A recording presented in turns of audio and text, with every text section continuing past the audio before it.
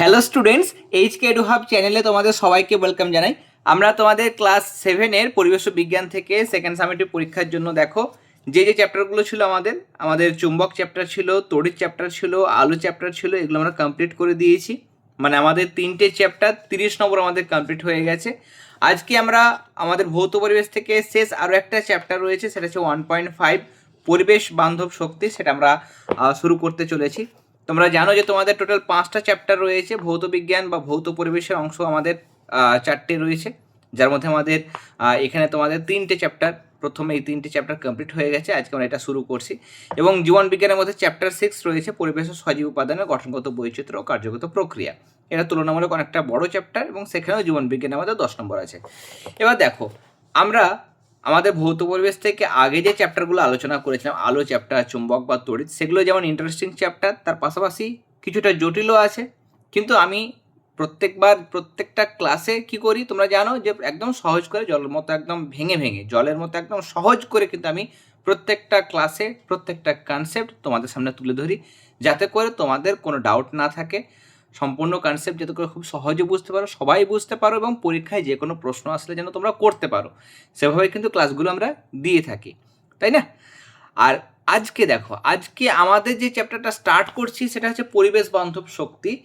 যারা হয়তো বিজ্ঞানে কিছুটা ভয় পাও, তারাও কিন্তু এই চ্যাপ্টারটা খুব সহজে, এই চ্যাপ্টারটা পড়ে খুব সহজে 10 নম্বর কিন্তু পেয়ে যাবে।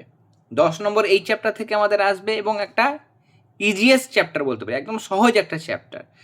কেমন? এখানে আমাদের ওই খুব বেশি মানে গভীর কনসেপ্ট নেই, বিষয়বস্তু আছে, কিন্তু সেগুলো অনেকে যারা মানে জটিলে গিয়ে বুঝতে পারো না, তারাও কিন্তু এই চ্যাপ্টারটা ইজিলি বুঝে নিতে পারবে। খুব বেশি আমাদের ডেপথে যাওয়ার বিষয় নেই, আমাদের মোটামুটি একটু কনসেপ্ট রয়েছে, এবং বেশিরভাগই আমাদের জিনিসগুলো মনে রাখার মতো ব্যাপার রয়েছে। কেমন? বোঝার জায়গা রয়েছে, কিন্তু সেগুলো একদম সহজ সহজ কনসেপ্ট আছে। তাহলে চলো আমরা এটা শুরু করি, কেমন? এবং এখানে আমরা চেষ্টা করবো যে 2টো ক্লাসের মধ্যে এটা কমপ্লিট করে দেওয়ার। তাহলে তোমরা অবশ্যই এই 2টো ক্লাস দেখবে, যাতে করে এই চ্যাপ্টার থেকে অ্যাটলিস্ট তোমাদের একটা নম্বর যেন বাদ না যায়। কেমন? আমরা শুরু করব। দেখো, আমাদের এখানে প্রথমেই আমাদের এই চ্যাপ্টারটার নাম, যেটা চ্যাপ্টারটার মধ্যে যেটা রয়েছে সেটা হচ্ছে পরিবেশ বান্ধব শক্তির ব্যবহার, কিন্তু আমরা চ্যাপ্টারের যেটা নাম পাচ্ছি, কেমন, চ্যাপ্টারের নাম সেটা হচ্ছে পরিবেশ বান্ধব শক্তি। তাহলে এখানে প্রথমে আমাদের যেটা জানা দরকার, দেখো, প্রথমে তোমরা বইটা অবশ্যই পাশে খুলে রাখতে পারো। প্রথমেই আমাদের যেটা জানতে হবে সেটা হচ্ছে এর সংজ্ঞা কী। তোমাকে অনেক সময় তোমরা দেখেছো, আমি হয়তো এবছর প্রশ্নবিচিত্রা করাইনি, কিন্তু প্রত্যেক বছর আমি প্রশ্নবিচিত্রা করাই, এবং বেশ কয়েকটা বছর থেকে আমি প্রশ্নবিচিত্রা করে এসেছি। সেখানে কিন্তু আমরা দেখেছি যে এই প্রশ্ন, মানে পরিবেশ বান্ধব শক্তি কাকে বলে, বা পরিবেশ বান্ধব শক্তি বলতে কী বোঝো, উদাহরণ দাও, এরকম প্রশ্ন কিন্তু আসে। কেমন? তাহলে আমরা এর সংজ্ঞাটা একটু সহজ করে জেনে নেব। কেমন? তাহলে যে আমরা এখানে পরিবেশ বান্ধব শক্তি মানে লিখব যে যেসব শক্তি পরিবেশের, বা আমাদের পরিবেশ লিখতে পারতাম, অসুবিধে নেই, আমাদের পরিবেশের বা পরিবেশের কোনো রকম বা কোনো রূপ, কেমন, আমি কোনো রূপ লিখলাম, কোনো রূপ ক্ষতি, তোমরাও কিন্তু নোট বানিয়ে নিতে পারো, কেমন, ক্ষতি সাধন করে না। আমি শুধু সংজ্ঞা বা যে কোনো জিনিস লিখবো তা নয়, সেটাও কিন্তু সহজ করে বুঝিয়ে দেবো, কেমন, ক্ষতি সাধন করে না, এবং তার পাশাপাশি কি হয়, এবং পরিবেশের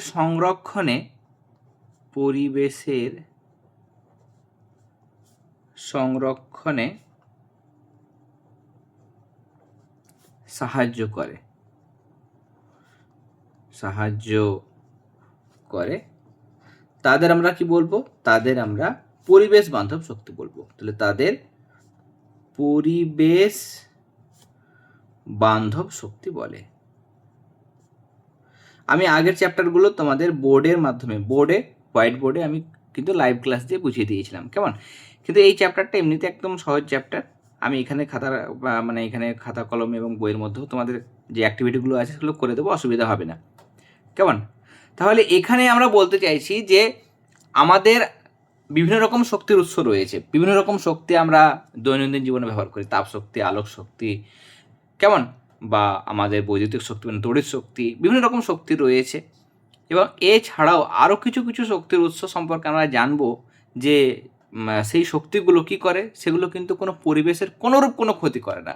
মানে সেগুলো না পরিবেশের বা আমাদের আবহাওয়ার বা পরিবেশের মানে জল মাটি কোনো কিছুর কিন্তু কোনো দূষণ ঘটায় না, কেমন, কোনোরূপ কোনো ক্ষতি করবে না। এবং পরিবেশের মানে রিজার্ভেশন, তাদেরকে সংরক্ষণ করা, কেমন, সেটাতেও কিন্তু সাহায্য করবে। সেটাকে আমরা সেই সমস্ত শক্তির উৎসগুলোকে কী বলবো, সেগুলোকে আমরা পরিবেশ বান্ধব শক্তি বলবো। ওকে, তার কারণ হচ্ছে যে আমরা দৈনন্দিন জীবনে যে সমস্ত শক্তির উৎসগুলো ব্যবহার করি, ধরো আমরা জীবাশ্ম জ্বালানি বেশি ব্যবহার করি। জীবাশ্ম জ্বালানি মানে কয়লা, পেট্রোলিয়াম, তাই না?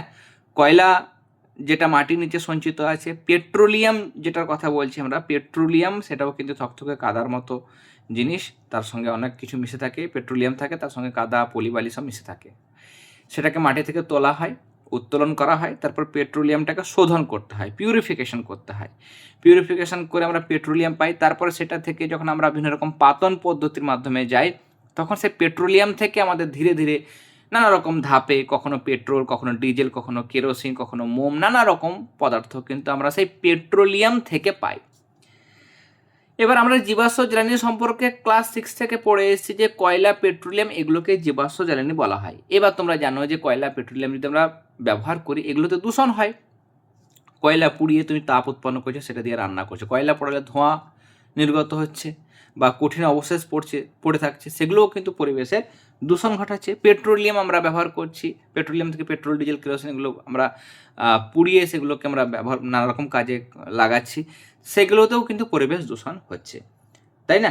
তাহলে জীবাশ্ম জ্বালানি যদি আমরা ব্যবহার করি, তাহলে জীবাশ্ম জ্বালানিতে আমাদের পরিবেশের নানা রকম ক্ষতি হয়। পরিবেশে বলতে গেলে আমাদের বাতাসের, কেমন, মানে বায়ু দূষণ ঘটে, মাটিতে মাটি দূষণ ঘটায়, কেমন, তাহলে নানা রকম কিন্তু, বা জলে যখন আমরা বিভিন্ন রকমের মানে জলে কোনো এই সমস্ত জিনিস মিশে গেলে সেখানে জল দূষণও ঘটতে পারে। নানা রকমভাবে প্রত্যক্ষ বা পরোক্ষভাবে কিন্তু নানা রকম দূষণ ঘটায়। ওকে, তাহলে জীবাশ্ম জ্বালানি ব্যবহার করার ফলে নানা রকম ক্ষতিকারক মানে প্রভাব কিন্তু দেখতে পেলাম আমরা, যে পরিবেশ দূষণ ঘটছে। এছাড়াও জীবাশ্ম জ্বালানি তো আর একদিনে আমাদের তৈরি হয়নি।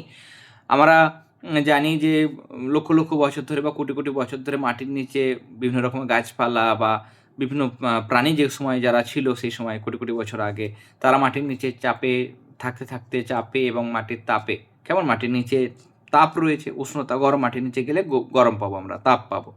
কয়লা খনিতে গেলে তার জন্য তাপ থাকে, কেমন, মাটির নিচে তাপে এবং চাপে সেগুলো বা রাসায়নিক পরিবর্তন হওয়ার মাধ্যমে সেই গাছপালা, সেগুলো থেকে কয়লা বা বিভিন্ন যে প্রাণীগুলো চাপা পড়েছিল সেগুলো থেকে পেট্রোলিয়াম তৈরি হয়েছিল। তো সেগুলো তো লিমিটেড, মাটিতে আমাদের সেগুলো পরিমাণটা সীমিত রয়েছে, আমরা প্রত্যেকদিন ব্যবহার করছি, তার জন্য সেই জিনিসগুলো কমছে। পেট্রোলিয়াম মানে পেট্রোলিয়াম বা কয়লা এগুলো তো আমার 10 বছর, 20 বছর বা 100 বছর তৈরি করতে পারবো না, আমরা লক্ষ লক্ষ কোটি কোটি বছর কিন্তু সময় লাগে। তাহলে যদি আমরা ব্যবহার করি বারবার জীবাশ্ম জ্বালানিগুলোকে, তাহলে সেগুলো ফুরিয়ে আসবে। তাহলে দুটো সমস্যা হচ্ছে, এক হচ্ছে আমরা দেখতে পেলাম যে জীবাশ্ম জ্বালানি ব্যবহার করলে আমাদের পরিবেশ দূষণ হচ্ছে, 2 নম্বর মানে পরিবেশ দূষণ বা পরিবেশের ক্ষতি সাধন হচ্ছে, 2 নম্বর হচ্ছে এগুলোর ভাণ্ডার তো সীমিত, তাহলে ব্যবহার করলে এগুলো ফুরিয়ে আসবে। এবং ভবিষ্যৎ প্রজন্ম, আমাদের পরে আরও যখন প্রজন্মরা আসবে, আরও সব মানুষজন আসবে, তারা কিন্তু এই সমস্ত শক্তিগুলোকে তাদের সময় ফুরিয়ে যাবে, তখন তারা ব্যবহার করতে পারবে না, তখন তাদের ভবিষ্যৎ অন্ধকার হয়ে যাবে। এ কারণে আমাদের কি করতে হবে, সেই সমস্ত জীবাশ্ম জ্বালানির ব্যবহারগুলোকে কমাতে হবে এবং পরিবেশ বান্ধব শক্তি যেগুলো রয়েছে, সেই সমস্ত পরিবেশ বান্ধব শক্তিগুলো আমাদের কি করতে হবে, ব্যবহারটাকে বাড়াতে হবে। পরিবেশ বান্ধব শক্তির আমরা যদি উদাহরণ দিই, পরিবেশ বান্ধব শক্তির উদাহরণ আমরা পড়ব, সেটা হচ্ছে সৌরশক্তি, কেমন, সৌরশক্তি, বা আরও আমাদের উদাহরণ রয়েছে বায়ু শক্তি, আমরা পড়বো ওগুলো, কেমন, জোয়ার ভাটা শক্তি রয়েছে, কেমন, বা ভূতাপ শক্তি রয়েছে ইত্যাদি। আমরা এখন দুটো দেখলাম। ওকে, তাহলে পরিবেশ বান্ধব শক্তি বলতে এগুলোকে আমরা বোঝানো হচ্ছে, এগুলোকে। এবং পরিবেশ বান্ধব শক্তির কিছু বৈশিষ্ট্য তোমরা একটু জেনে রাখো, এখানে আমরা পড়বো যদিও আবার। পরিবেশ বান্ধব শক্তির কিছু বৈশিষ্ট্য, এক হচ্ছে এই সৌরশক্তি, বায়ু শক্তি যখন আমরা ব্যবহার করছি, আমাদের কাঁচামাল সেরকম দরকার হয় না। কাঁচামাল সূর্যের আলো আমরা এমনিই পাচ্ছি, ফ্রিতে পেয়ে যাচ্ছি। বাতাসের প্রবাহটাকে কাজে লাগিয়ে বা বায়ুর গতিশক্তিকে কাজে লাগিয়ে বায়ু শক্তি তৈরি করা হয়, এগুলো আমরা সহজেই পেয়ে যাচ্ছি। কেমন? তাহলে এই শক্তিগুলো সহজেই পাওয়া যায়। কেমন? সেটা হচ্ছে সহজলভ্য। সহজলভ্য মানে কি বললাম আমি? সহজেই কিন্তু এই সমস্ত শক্তিগুলো পাওয়া যায়। 2 নম্বর, এখানে আমরা দেখতে পেলাম যে পরিবেশের ক্ষতি সাধন করে না। তাহলে পরিবেশের এই সমস্ত শক্তিগুলো কি করবে না? পরিবেশের কোনো ক্ষতি সাধন করে না। তাহলে পরিবেশের ক্ষতি করে না, পরিবেশের ক্ষতি করে না। 3 নাম্বার, ফুরিয়ে যায় না। কেমন? এই শক্তিগুলো, সূর্যের আলো কখনো ফুরোবে? যদিও একটা আমরা যদি বাস্তব বিচার করি, তাহলে এক সময় সূর্যের আলো, এক সময় পৃথিবী ধ্বংস হওয়ার আগে, সেই সময় তখন কিন্তু সূর্যটাও মানে দিন মানে তার থেকে আলো এবং তাপ আসা শেষ হয়ে যাবে, সূর্যের শক্তি শেষ হয়ে যাবে। কিন্তু আমরা ব্রড সেন্সে যদি আমরা এমনি নর্মালি দেখি, তাহলে সেখানে সূর্যের আলো কিন্তু, আমরা সূর্য বহু বছরের পর বছর আলো দিয়ে যাচ্ছে, আমরা ধরে রাখবো যে সূর্যের আলো কিন্তু আমরা পাবো, সেটা কখনো ফুরোবে না। কেমন? এখনকার হিসাবে আমরা ভাবলাম আমরা। তাহলে ফুরিয়ে যায় না, এই সমস্ত শক্তির উৎসগুলো কখনো কিন্তু ফুরোবে না বা নিঃশেষিত হবে না। কেমন? তাহলে নিঃশেষিত হবে না। আর কি? তাহলে এগুলোকে আমরা বারবার ব্যবহার করতে পারবো। কেমন? তাহলে বারবার ব্যবহার করা যায়। এমন নয় যে কয়লা পুড়িয়ে ছাই হয়ে গেল, সেই ছাইটা থেকে তো আমি আর তাপ পাবো না।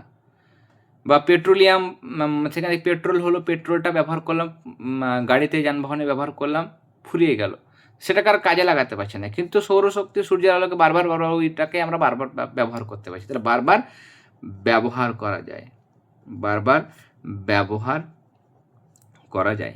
এই জিনিসটা লেখালাম তার কারণ বইয়ের মধ্যে ঠিক করে দেওয়া নেই জিনিসটা। তাহলে পরিবেশ বান্ধব শক্তি কাকে বলে, উদাহরণ এবং বৈশিষ্ট্য তোমরা জানতে পারলে। তার পাশাপাশি আমি প্রয়োজনীয়তা বলে দিলাম। কেমন? প্রয়োজনীয়তা এটাও তোমরা করে রাখবে। কেমন? প্রয়োজনীয়তা জীবাশ্ম জ্বালানির নয়, এর পরিবেশ বান্ধব শক্তির প্রয়োজনীয়তা আমি এখানে আর লিখছি না।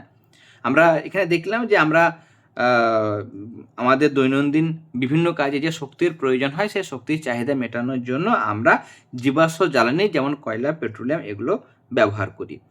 কিন্তু এই সমস্ত জীবাশ্ম জ্বালানি ব্যবহার করলে কী হয়? সেক্ষেত্রে প্রচুর পরিমাণে পরিবেশ দূষণ হয়। তাছাড়া এগুলোর ভাণ্ডার সীমিত, তার জন্য ভবিষ্যতে সেগুলো ফুরিয়ে আসার একটা সম্ভাবনা আছে। কেমন? তার জন্য আমাদের কী উচিত? তাই ক্রমবর্ধমান যেহেতু জনসংখ্যা বাড়ছে, তাই শক্তির চাহিদা পূরণের জন্য পরিবেশ বান্ধব শক্তির উৎসগুলোর ব্যবহারটাকে বাড়াতে হবে। এটাই হচ্ছে তার প্রয়োজনীয়তা। বোঝা গেল? পরিবেশ বান্ধব শক্তি যেহেতু চ্যাপ্টারটাই আমাদের এটা দিয়ে শুরু, তাহলে আমরা এটা প্রথমে আলোচনা করে নিলাম। এরপরে আমাদের এখানে যে জিনিসগুলো আছে, কেমন? আমি একটু সোজা করি, এই জিনিসটা আমরা পরপর কিন্তু দেখব। এখানে দেখো একটা শক্তির নাম লেখা হয়েছে, সেটা হচ্ছে তাপ শক্তি। কেমন? তাপ শক্তি কি কি কাজে ব্যবহার করা হয়? কেমন? এখানে তার ব্যবহার রয়েছে, তাপ শক্তির অনেকগুলো ব্যবহার আছে। যে আমরা প্রত্যেক দিন বিভিন্ন জ্বালানি, হয়তো কাঠ হতে পারে, কয়লা হতে পারে, কেমন? সেগুলোকে পুড়িয়ে, আগে যেটা করা হতো, এখন সবাই এলপিজি গ্যাস ব্যবহার করে এবং সেখানে রান্না করে গ্যাসে। কিন্তু আগে বিভিন্ন রকমের ওই জ্বালানিকে কাজে লাগিয়ে সেগুলোকে পুড়িয়ে সেটা থেকে তাপ হতো এবং সেটার সাহায্যে রান্না করা হতো। বর্তমানে এলপিজি, সেইটাকেও কিন্তু পোড়ানো হচ্ছে, নিয়ে তাপ উৎপন্ন হচ্ছে, তবেই কিন্তু রান্না হচ্ছে। তাহলে সেখানেও কিন্তু তাপ শক্তি আমরা পাই। তাপ শক্তির সাহায্যে আবার বিদ্যুৎ উৎপাদন করা হয়। তোমরা জানো যে তাপ শক্তি কয়লা পুড়িয়ে হয়তো তাপ পাওয়া গেল, তাপ শক্তি পেলাম। সেই তাপ শক্তির সাহায্যে আমরা জলকে ফুটিয়ে স্টিমে পরিণত করব, নিয়ে সেই স্টিমের সাহায্যে টারবাইন ঘুরিয়ে কিন্তু বিদ্যুৎ বা কারেন্ট তৈরি করা যায়। তাহলে বিদ্যুৎ তৈরি করার কাজেও কিন্তু তাপ শক্তি কাজে লাগে। আবার দেখো, মাটির হাঁড়ি পোড়ানোর জন্য, মাটির হাঁড়ি প্রথমে কাঁচা মাটি যেটা রয়েছে সেটাকে প্রথমে শেপ দেওয়া হয় হাঁড়ির বা বিভিন্ন পাত্র, বা তোমরা যে স্টেশনে দেখতে পাও যে চায়ের মাটির ভাঁড়, যেটা কাপ, সেটাও কিন্তু মাটির, তাই না? বা মাটির আমরা বিভিন্ন জিনিসপত্র আমরা দৈনন্দিন কাজে ব্যবহার করি। এখন যদিও কমে গেছে, কিন্তু আগে প্রচুর প্রচলন ছিল বিভিন্ন জিনিস। তাহলে সেগুলোও কিন্তু পোড়াতে হয়, পোড়ালে কিন্তু শক্ত হয়ে যায়, তাহলে সেখানেও তাপ শক্তি কাজে লাগে। তারপর দেখো, এখানে অপারেশন করার আগে ছুরি, কাঁচি এগুলো নির্বীজ করতে, তার মধ্যে যাতে জীবাণু না থাকে, জীবাণু করার জন্য তাপ শক্তির প্রয়োগ, তাপ দিলে সেই জীবাণুগুলো কিন্তু নষ্ট হয়ে যায়। কামারশালায় কিন্তু লোহা পিটে নানা রকম যন্ত্র বানাতে গেলে লোহাকে পেটালে তো সেটা প্রসারিত হবে না, তাকে উত্তপ্ত করতে হবে, প্রচুর তাপ দেবো, 2000 ডিগ্রি সেলসিয়াস বা তার থেকে বেশি তাপ দেবো, তখন সেটা লাল হয়ে উঠবে। লাল হয়ে যখন উঠবে তখন তাকে পিটিয়ে পিটিয়ে, হাতুড়িতে পিটিয়ে পিটিয়ে সেটাকে প্রসারিত করা হয়। এরকম বিভিন্ন রকম শেপ দিয়ে নানা রকম যন্ত্র কিন্তু তৈরি করা হয়। আবার আমরা জানি যে ইলেকট্রিক ইস্ত্রি রয়েছে। ইলেকট্রিক ইস্ত্রি আগে এমনিতে একটা ইস্ত্রি হতো, কেমন, লোহার ইস্ত্রি হতো, লোহার আয়রন হতো, কেমন, এবং সেটাতে দেখা যেত যে কয়লা বা কোনো জিনিসে দেখবি এখনও লন্ড্রিতে যারা মানে জামা কাপড় আয়রন করে তারা কিন্তু ওই কয়লা পুড়িয়ে তারপর এটাকে গরম করে লোহার আয়রনটাকে, তারপর একটা কাপড় বা কোনো কিছুতে ধরে তারপর জামা কাপড়কে আয়রন করে। তাহলে এখানে কয়লা পুড়িয়েতে যে তাপ শক্তি হচ্ছে সেটার সাহায্যে ওই ইস্ত্রি জামা কাপড় কিন্তু ইস্ত্রি করা হয়। ওকে, তাহলে সেই আয়রন বা ইস্ত্রির কথা কিন্তু এখানে বলা হচ্ছে। স্টিম ইঞ্জিন চালাতে আগে স্টিম ইঞ্জিন চালানো হতো যখন, তখন স্টিম ইঞ্জিন চালাতে কিন্তু তাপ শক্তিকে সরাসরি ব্যবহার করা হতো। ওকে, আর ইট বানানো, সেখানেও কিন্তু মানে ওই ছাঁচে ফেলে ইটগুলো বানানো হয়, তারপরে সেটাকে ওই গ্যাপে গ্যাপে গ্যাপে কয়লা ভরে দেওয়া হয়, তারপর সেটা আগুন ধরানো হয়, অনেক দিন ধরে সেটা পুড়তে থাকে। ওকে, এরকমভাবে কিন্তু তাপ শক্তিগুলোকে আমরা ব্যবহার করতে দেখছি। ওকে, তাহলে তাপ শক্তির আমরা নানা রকম ব্যবহার এখানে পেয়ে যাচ্ছি। এছাড়াও যখন আমরা এখানে আরও অনেক লিখতে পারবো, তাপ শক্তির অনেক ব্যবহার তোমরা লিখবে। যেমন দেখো মোমের কোনো মূর্তি হয়তো তৈরি করবে, তাহলে মোমটাকে প্রথমে গলাতে হবে। আমরা ছোটোবেলায় কী করতাম, ওই পেঁপের ডালগুলোকে নিতাম, নিয়ে এই পেঁপে ডালের মধ্যে এরকমভাবে লম্বা কাটতাম, নিয়ে ভেতরটা ফাঁপা, মোমটাকে গলিয়ে এর মধ্যে ফেলে দিতাম, নিয়ে মোমবাতি আমরা তৈরি করতাম। এর মধ্যে অনেক সময় রঙও দিতাম, তাহলে রঙিন মোমবাতি কিন্তু তৈরি হতো। কেমন, মোমটাকে গলাতাম, নিয়ে পেঁপের এই ডালের মধ্যে আমরা ভেতরে পুরে মানে গরম মোম ঢেলে দিতাম। ঠান্ডা যখন হতো তাহলে তখন ওই উপরকার ওই যে পেঁপের ডালের ওটা সেটা ব্লেড দিয়ে সেটাকে চিরে আলাদা করে দিতাম, তখন আমাদের মোমবাতিটা তৈরি হয়ে যেত। এরকমভাবে নানা রকম মূর্তিও কিন্তু মোমের তৈরি করা হয়, কেমন, তাপশক্তিকে কাজে লাগিয়ে। এছাড়া আমরা প্রতিদিন বাড়িতে যে রান্না করছি, রান্না করার কাজে, কেমন, রান্না করার কাজে আমাদের তাপশক্তিকে কাজে লাগানো হয়। ওকে, বা আমরা দেখেছি সোনার দোকানে সোনাটাকে গলানোর জন্য তাপশক্তিকে কাজে লাগানো হয়, বা গয়না যে কোনো দেখেছি আমরা, সেখানেও কিন্তু সোনা বলো বা রূপো বলো সেগুলোকে তাপ দিয়ে গলানো হয়, এবং তাপ দিয়ে গলানোর পর সেটাকে বাঁকানো হয় এবং বিভিন্ন রকমের আকৃতি দেওয়া হয়। এছাড়া দেখবে ওই ধাতু ঝালাই করা হয়, কেমন, বা ধাতুর সঙ্গে অন্য ধাতু যখন মানে যুক্ত করা হয়, জয়েন করা হয়, কেমন, ধাতুকে ঝাল দেওয়ার কাজে সেখানেও কিন্তু ওই অক্সি অ্যাসিটিলিন শিখা ব্যবহার করা হয়, সেখানেও আমাদের কি করা হয়, তাপ শক্তিকে কাজে লাগানো হয়। এরকমভাবে নানা রকম রাস্তাতে যখন পিচ দেওয়া হয় তখন সেই পিচটাকেও গলানো হয়, গলানোর পর সেটা রাস্তার মধ্যে দেওয়া হয়, তারপর ঠান্ডা হলে সেটা শক্ত হয়ে জমাট বেঁধে যায়। এরকম নানা রকম মানে কাজে আমরা এই তাপ শক্তিকে ব্যবহার করি। তাহলে তাপ শক্তি নানা রকম ব্যবহার এখানে দেওয়া হয়েছে। এছাড়া আমি আরও কিছু বললাম, সেগুলো তোমরা নিজেরা এখানে লিখবে। ওকে, এই নিচের বক্সের দিকে তোমরা লিখতে পারো। এবার তাপ শক্তির মতো, এক সেকেন্ড, তাপ শক্তির মতো আমরা এখানে তড়িৎ শক্তি মানে বৈদ্যুতিক শক্তির কিছু ব্যবহার আমরা এখানে দেখব। বৈদ্যুতিক শক্তি আমরা এখনই দেখো, আমার এই ঘরের মধ্যে আলো জ্বলছে, টিউবলাইট জ্বলছে বা এলইডি বাল্ব জ্বলছে, সেখানে কিন্তু কারেন্ট যাচ্ছে, কারেন্ট যাওয়ার ফলে মানে তড়িৎ যাচ্ছে, তড়িৎ শক্তি সেখানে আলোক শক্তিতে রূপান্তরিত হচ্ছে। তাহলে আলো জ্বালাতে কারেন্ট লাগে বা তড়িৎ লাগে, কম্পিউটার চালাতে, মাইক, মেট্রো রেল চালাতে, এক্স রে করার জন্য লাগে, পাম্প চালাতেও কারেন্ট লাগে, কলকারখানায় নানা রকম মেশিন চালাতে, ফোনের মোবাইলে ব্যাটারি চার্জ করতে, ওয়াশিং মেশিন চালাতে, ট্রাম চালাতে, ফ্রিজ চালাতে, কেমন, এরকম নানা যন্ত্রপাতি তোমরা দেখতে পাচ্ছ আশেপাশে, দেখবে তোমাদের ঘরের মধ্যেই দেখবে ফ্যান হতে পারে, ফ্যান বা বৈদ্যুতিক বাতি আলো জ্বালাচ্ছে, সেখানে কিন্তু তড়িৎ শক্তি ব্যবহার করা হয়। ওকে, এছাড়া আমরা এরকম দেখতে পাবো যে লাউড স্পিকার হতে পারে বা মাইক হতে পারে, কেমন, সেখানেও কিন্তু হয়, সেখানেও আমাদের তড়িৎ শক্তি ব্যবহার করা হয়। তাহলে এখানে মাইকের ব্যবহারটা তোমরা এই জায়গাতে লিখতে পারো, কেমন। এছাড়া এখানে আমরা বৈদ্যুতিক পাখা বা ফ্যানের কথাটা লিখতে পারবো, বৈদ্যুতিক পাখা বা ফ্যান, আর এখানে মাইকের কথাটা তোমরা চাইলে লিখতে পারো। তড়িৎ শক্তির অন্য কোনো ব্যবহার তোমার জানা থাকলে উপরের দুটো বক্সে লেখা হলো। নিচে আমাদের পরিচিত জীবাশ্ম জ্বালানির অন্য কোনো ব্যবহার জানা থাকলে তা ফাঁকা জায়গায় লেখো। জীবাশ্ম জ্বালানি মানে কয়লা পেট্রোলিয়ামকে পুড়িয়ে যে আমরা শক্তি পাচ্ছি সেটার ব্যবহার। এখানে আমাদের পেট্রোল, ডিজেল, কেরোসিন এই যে জীবাশ্ম জ্বালানিগুলো রয়েছে তার মধ্যে দেখতে পাচ্ছ জেনারেটর, পাওয়ার টিলার, কেমন এখানে আমাদের কেরোসিন ব্যবহার করা হয়। লঞ্চ, এরোপ্লেন, এখানেও কিন্তু আমাদের জীবাশ্ম জ্বালানিগুলো ব্যবহার করা হয়। এছাড়াও আমরা যে যানবাহনগুলো দেখি, বাইক হতে পারে বা যে কোনো মোটর গাড়ি আমরা লিখতে পারবো, কেমন মোটর গাড়ি, এখানে জীবাশ্ম জ্বালানি ব্যবহার করা হয়। মোটর গাড়ির মধ্যে বাস, লরি যেগুলো রয়েছে সেগুলোতে ডিজেল ব্যবহার করা হয়। এছাড়া বাইক রয়েছে সেগুলোতে পেট্রোল ব্যবহার করা হয়। ওকে, মোটর গাড়ি হলো, মোটর সাইকেল লিখতে পারো, ডিজেল ইঞ্জিন লিখতে পারো।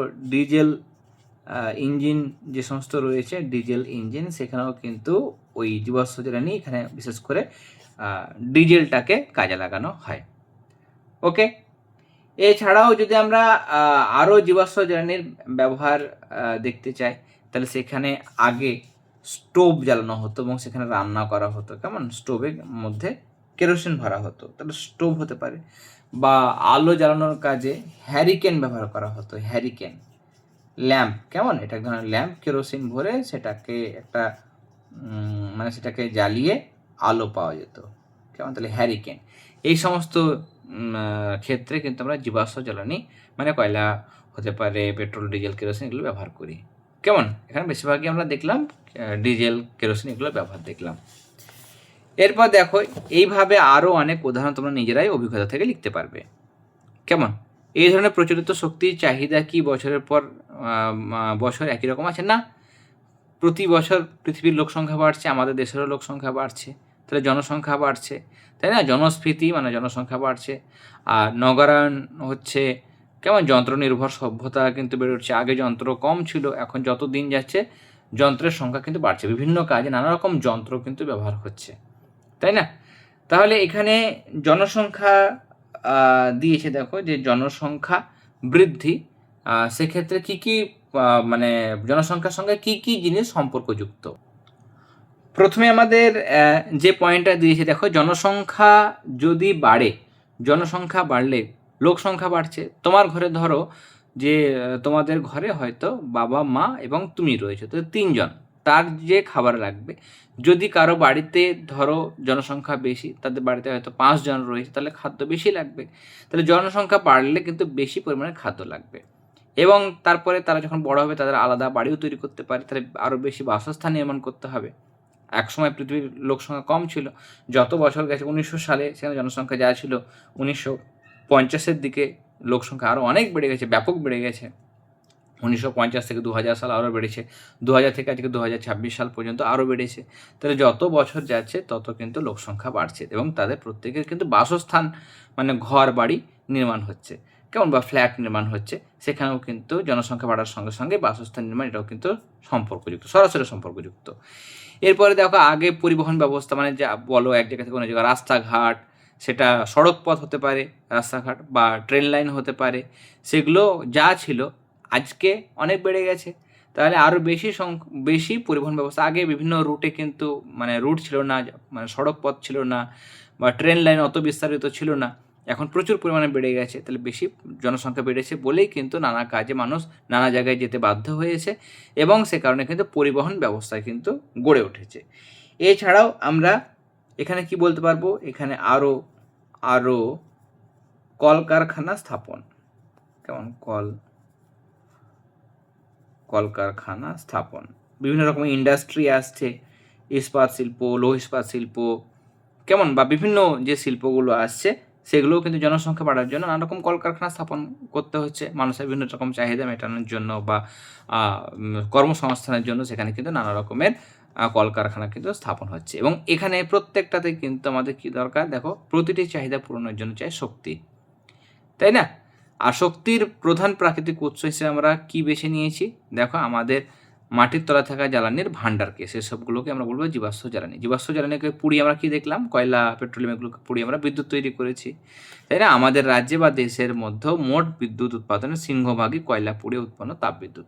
আমরা যে বিদ্যুৎ পাচ্ছি 100% বিদ্যুৎ ভাবি আমরা, তাহলে আমাদের বেশিরভাগই প্রায় 60% বা তার থেকে বেশি আমরা বিদ্যুৎ কিন্তু কয়লা পুড়িয়ে পাই। মোটামুটি ভাবো যে ম্যাক্সিমাম যে আমরা বিদ্যুৎ পাচ্ছি বা কারেন্ট পাচ্ছি সেটা হচ্ছে তাপ বিদ্যুৎ। কেমন, মানে কয়লা পুড়িয়ে সে বিদ্যুৎটা তৈরি করা হয়। দেখো এখানে 100-150 বছর লোক সংখ্যা কত ছিল, এটাও একটা জাস্ট বলে দিয়েছে। কারণ তখন বিদ্যুতের ব্যবহার কম ছিল, যন্ত্রের ব্যবহার কম ছিল, দেখো গ্রামীণ পরিবেশ ছিল, গ্রামের মানুষের জীবনযাত্রা। কিন্তু এখন দেখো এখানে কলকারখানা নেই, এখানে কলকারখানা হয়ে গেছে, দেখো প্লেন যাচ্ছে, তাই না? এখানে স্টিমার বা জাহাজ চলছে, এবং এখানে গরুর গাড়ি যানবাহন ছিল, এখানে অন্যান্য বড় বড় যানবাহন প্লেন রয়েছে বা এখানে স্টিমার রয়েছে, বিভিন্ন রকম যানবাহন কিন্তু এখানে বেড়ে গেছে। তাহলে সেই প্রাকৃতিক সম্পদকে আমরা ব্যবহার করে এই কাজগুলো করেছি। আমাদের ইন্ডাস্ট্রিতেও কয়লা পেট্রোলিয়ামগুলো লেগেছে, যানবাহনে কয়লা মানে আমাদের পেট্রোলগুলোকে কাজে লাগছে, বা ডিজেল ইঞ্জিন রয়েছে ডিজেলগুলো কাজে লাগছে। তাহলে মাটির তলার যে প্রাকৃতিক সম্পদ এগুলো তো আমরা ব্যবহার করছি, বারবার তুলে তুলে এত বছর থেকে ব্যবহার করে এসে, তাহলে সেগুলোর যোগান কি অফুরান? এগুলো কি মানে এগুলো কি ফুরবে না কোনো দিন? না, এগুলো কিন্তু ফুরিয়ে যাবে, এগুলো কিন্তু অফুরন্ত নয়, তাই না? তাহলে কখনোই নয়। এই কয়লা বা জ্বালানি তেল তৈরি হতে কোটি কোটি বছর সময় লেগেছে, তাই না? আমরা জানি এটা কোটি কোটি বছর সময় লেগেছে, একটা বছরে বা 10 বছরে বা 100 বছরে কিন্তু সেগুলো তৈরি হয় না। এবার দেখো এখানে কিছু আমাদের শর্ট কোয়েশ্চেন আছে, কেমন? এই যে মাটিতে ড্রিল করে প্রথম পেট্রোলিয়াম উৎপাদন শুরু হয়েছিল কোন মহাদেশে? শর্ট কোয়েশ্চেন আছে, ভালো করে করবে, কেমন? অনেক স্কুলে প্রশ্নটা আছে, মাটিতে ড্রিল করে প্রথম পেট্রোলিয়াম উৎপাদন কোথায় শুরু হয়েছিল, কোন মহাদেশে? উত্তর হবে আমেরিকা মহাদেশে। সালটাও মনে রাখবে 1859 সালে। এই জীবাশ্ম জ্বালানির ব্যবহার যত বেড়েছে পরিবেশে বেড়েছে তার দহনে উৎপন্ন পদার্থগুলির বহুমুখী ক্ষতিকারক প্রভাবও।